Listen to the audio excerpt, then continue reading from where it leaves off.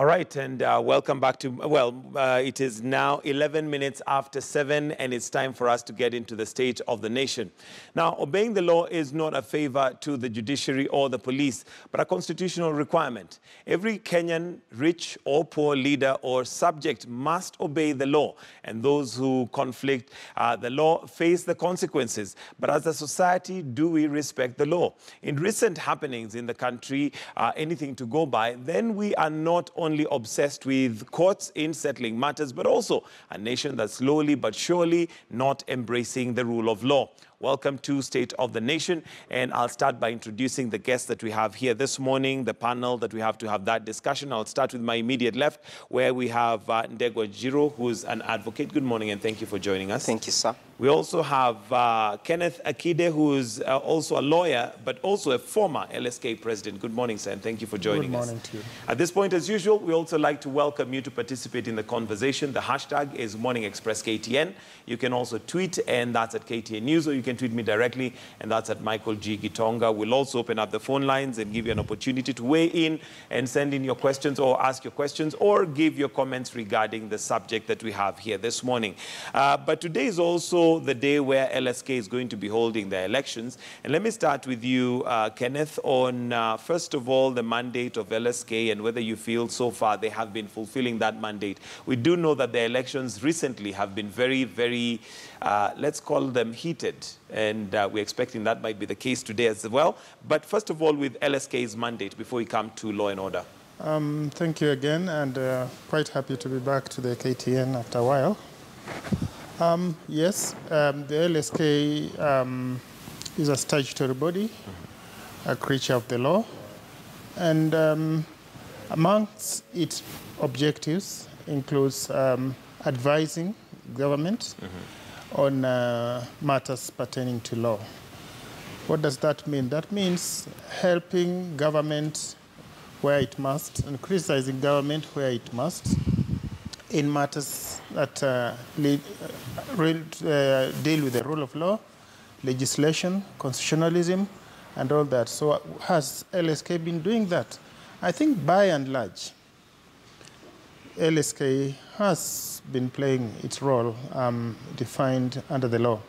What happens in this country, my view is that from time to time, people with different interests, people who want to achieve different goals will want LSK to do a particular thing or not to do a particular thing depending on their interests.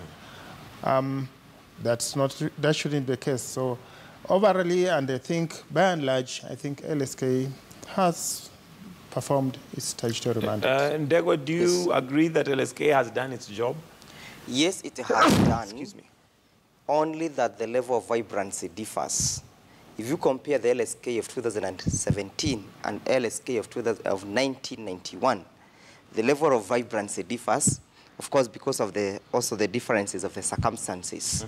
That the LSK that was so vibrant, vocal, and visible in 1990s, 1992, all the way to 1997, the circumstances were much different from what we have today. Remember, by then there was clamor for multi-party, there was clamor for changing the constitution and all that. But now the LSK that we have today has a very, very defined mandate, in the sense that the mandate is now to guide the country and the nation on how to observe, enforce, implement, and live by the law, the rule of law.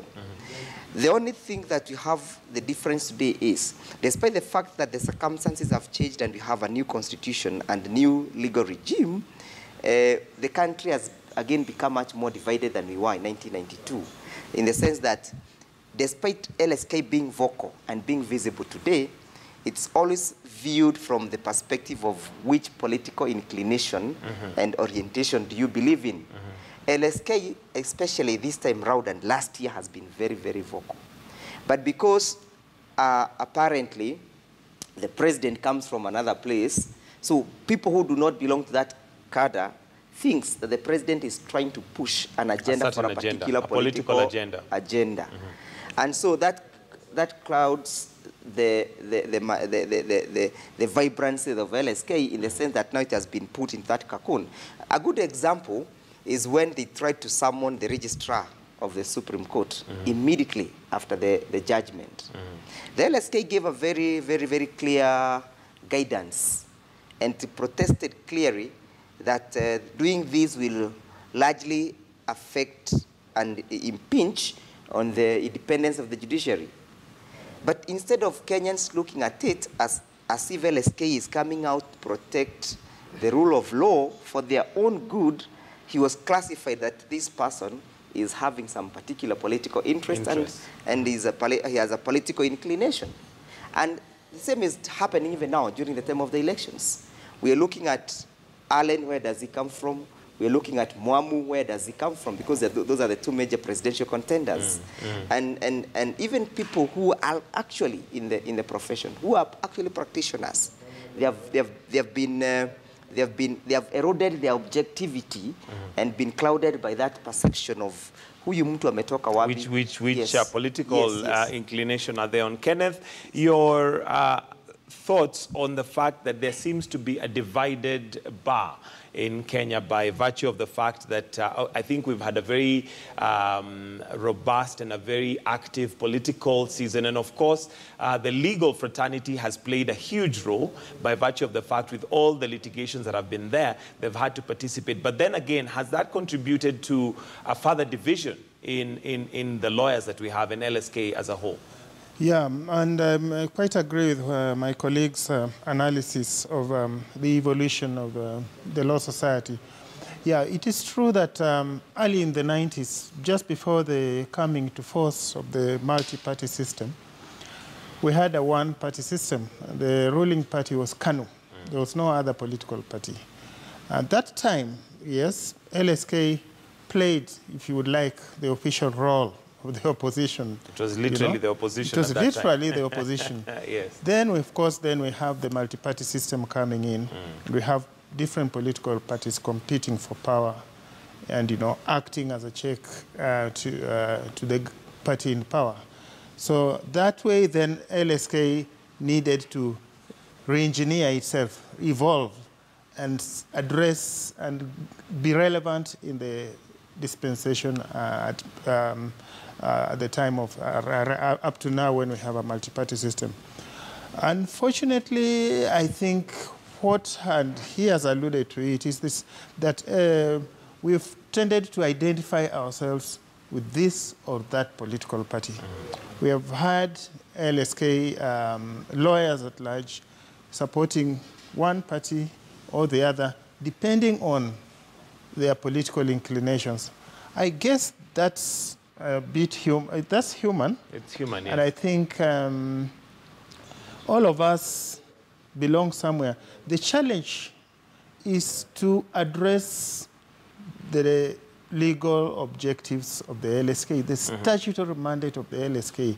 And I think it's a challenge that the Law Society needs to keep on reminding itself about, and anyone vying for positions within the society, from president to all the other positions they are voting for today, they need to remind themselves that first, they are going there as lawyers, and the role of the Law Society is defined in an act of parliament, and that they have a challenge of sticking to that role and not to their personal political inclinations. All right, and Degwa, Yes. does that put the legal, the law, or rather, the place of legal advice in disrepute when it comes to especially politics? We've seen them taking very, very sharp sides. And during the court proceedings that are going on during the elections, every lawyer will stand up and say the law is clear. Yes. But it is only clear towards what agenda and what side they want to push.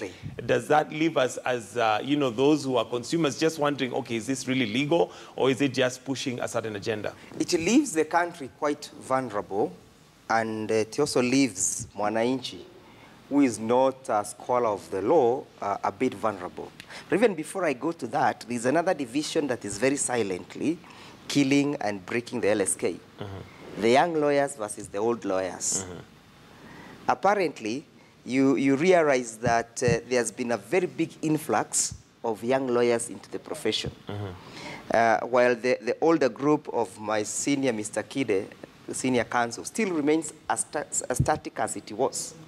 But it has refused to create a vacancy for the entrance of the new influx of the young lawyers, to an extent that they could even go and amend the Law Societies Act and say that if you have not been in practice for 15 years, you cannot then even vie for presidency. So there is also that division. Even you have the likes of Nelson Harvey, yes, being kicked out of the elections. Right. And the question was, and I'm waiting to see how the Court of Appeal is going to deal with it, if an 18 years Kenyan can run for the presidency of the Republic of Kenya, what is so big about the LSK? Because the Constitution does not put a legal limit, an age limit on who becomes the president of the Republic of Kenya. As long as you are Kenyan, you are above the age of majority. As long as you can vote, yes, then you become the president. You can become president. What is this about the LSK? It was a way of trying to edge the young lawyers so that the profession can be in control. And maybe let me ask Kenneth, since he's here, and I'm sure he's one of the senior lawyers, do you think that that was a control measure that was put in place to ensure that the younger lawyers do not come up? I don't agree. What is the reason then for that particular... Whenever we want to effect amendments to the LSK Act, we do public participation among our members. We go around the branches, and it's never amended in secret. So that the gentleman who wants to run when he has not reached 14 years, where was he when we were amending the law? I think what happened is, and people want to make a lot of politics out of nothing. What happened is that we thought that a person seeking to lead the Law Society as president needed to have at least the qualifications, minimum qualifications of a Court of Appeal judge, which is 15 years. And if you look at it, that he's going to lead a society that's made of very senior members of within and outside who are senior people in the country. He's going to speak on behalf of the judiciary. He's going to speak on behalf of the Attorney General and all these people. And not just speak, but speak authoritatively. Authoritatively. We thought he needed a certain minimum level of, of having practiced law, having interacted in the profession, and now able to authoritatively speak and advise government, like we've said earlier. So that what people are saying that anyone who can vote should vie, I think it's a slogan that I'm trying to make sense out of. I think and you came up with the slogan. We still need to have yes. people with sufficient experience, sufficient knowledge to be able to provide leadership. And Degwa, don't you think that it is reasonable that, because again, this is the legal profession, yes. comparing it with the presidency, maybe the president is seen more or less as a CEO who has people who work for him, yes, yes. Who has advisors, but now an LSK president actually is an advisor. He would be expected to be the one giving leadership in terms of that advice. So isn't it reasonable to have at least a minimum number of years that one has been to court, experience, interacting with the court and knowing how it works? I would only agree with my line senior here, if only it is proved to me that with age comes with some bit of particularity in terms of wisdom and in terms of how somebody comprehends the law. Because the LSK president just represents the position of the society and is not his position. He also has his council, the council members. He has his branch members because it's also devolved. So if by age of 15, it's only the time you are deemed and perceived to be possessed with sufficient ability to comprehend the law better than the person who has just been admitted, then I would agree with him. Then it would also be that there must be a requirement that then even if to appear before that judge of the Court of Appeal, then we also young lawyers should not also appear. We have made a lot of sense and jurisprudence before those judges of the Court of Appeal. Even in a matter whereby senior lawyers are appearing, but junior lawyers take it. And we have done it several times. So to me, the argument that it's only a person who has a qualification of a judge of the Court of Appeal can speak sense when it comes to the law, to me, I am not convinced. You're not convinced. All right, and the only problem I have here is I'm dealing with two lawyers. So when the two of you disagree, then there's obviously going to be submissions that can go on all day. But for now, I want us to take a break. And when we come back, I want us to look at law and order, or the lack thereof. And given that we've seen senior government officials disobeying court orders, where does that leave us as a country? And where does that leave the legal profession? Also, we've seen a huge number of lawyers who are moving from the law profession to politics. We've not seen that migration with doctors or other professions. So why the interest in politics? We'll be looking at that right here on Morning Express on State of the Nation. For now, we take a short break. We'll be right back.